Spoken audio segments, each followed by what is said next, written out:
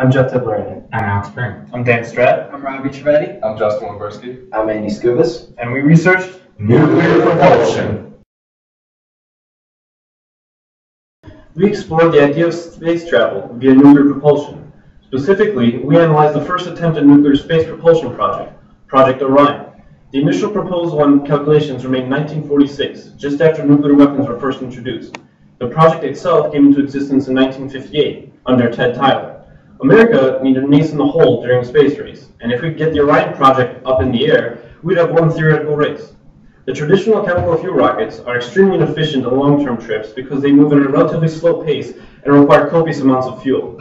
Even getting a Mars-bound rocket off Earth is nearly impossible. The Orion project, however, offers a different solution. The theory suggests that nuclear warheads be attached on the front and back of the ship to accelerate and decelerate.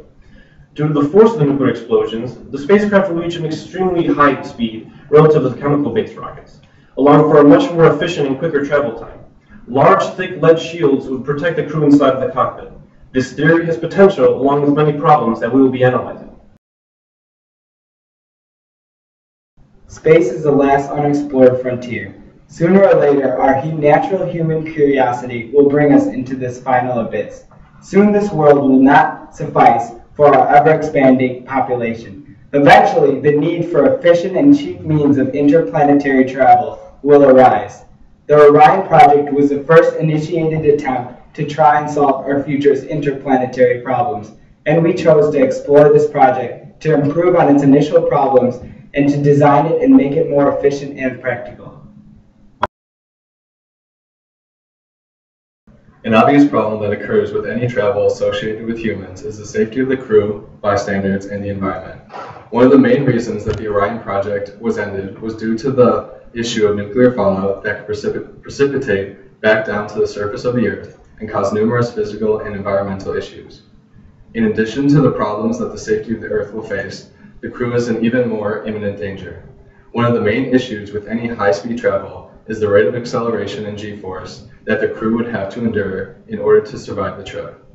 Even for an unmanned mission, the G-force that would be associated with a nuclear explosion would also greatly exceed the level of G-force that even machines could withstand and still be in functioning condition.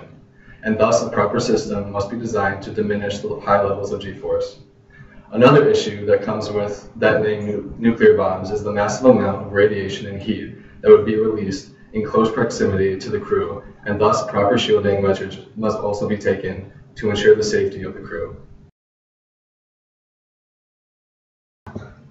An important part of Project Orion would be the aspect of nuclear waste and fallout from the ship itself. Nuclear radiation and waste from explosions can be deadly for the passengers and the vehicle. It is tough to create a ship that can withstand multiple nuclear explosions for thrust.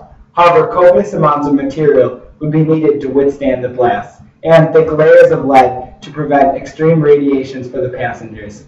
The nuclear fallout is also an important concept to take in factor, which would affect Earth if nuclear explosions went off in the magnetosphere, especially fissionables that may be carried back to the Earth from the explosions. The answer to this problem would be to launch the spaceship from a polar region such as the higher regions of the Arctic.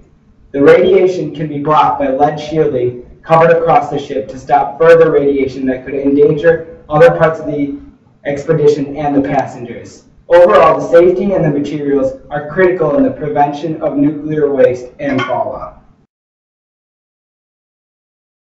The economic feasibility of Project Orion is based primarily by the funds actuated by the American government and any assumed partner countries in the project.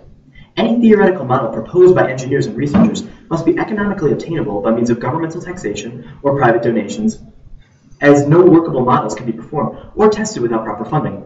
The original proposed models of Project Orion call for efficiently cheap nuclear warheads, which when adjusted for inflation to modern-day levels, would cost around $0.3 million per warhead, a distinction that is realistically plausible if achieved. The political pitfalls also associated with the project include the national stigma of using nuclear explosions to accelerate the spacecraft from Earth to space, as well as an assumed nuclear explosion to decelerate the craft upon returning to the Earth, inclusive to the safety issue of nuclear fallout produced by such explosions. The American political system would have to be persuaded to potentially allow its population to be placed in harm's way, as researchers can only predict what a nuclear explosion would produce in space, as we have not actually produced such an effect.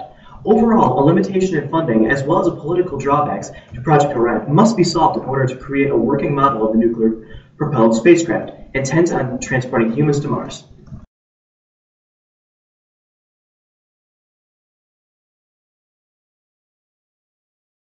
One of the major problems associated with this project is the protection of the astronauts and the spaceship. In order for this project to produce a successful trip to and from Mars, the spaceship must withstand multiple nuclear explosions. The best material to protect the ship is lead. However, the solution is not that simple because lead is a very heavy element. Lead's weight will pose a problem in launching the ship into space, and it affects how fast the ship can get to Mars. There must be enough lead to protect the ship, but not too much to the point where the time of travel will become just as long as a traditional spacecraft. Because this is a two-way trip, there must be enough lead to withstand however many explosions it takes to travel to Mars, however many explosions it takes to decelerate, however many explosions it takes to re-accelerate, and however many explosions it takes to decelerate one more time on the return trip. Both sides of the ship will be blasted multiple times, so anything can go wrong. Even a little crack in the lead could lead to the ship's destruction and an unsuccessful trip, to say the least. Another problem with the Orion project is the time of the trip. This trip will take around 4 extra days, comparing this trip to a conventional spacecraft to the moon, which takes around 6 days total. Every extra day means that you need more supplies. The problem with this is that for every pound you add to a spacecraft, you have to spend $10,000 more to get this into space. So taking into account not only the food and other necessities that we need, but also the lead, as mentioned before, it makes the cost of the project questionable, just because we're not even sure we can afford it, and that we can't really use conventional means to even lift the spacecraft into space.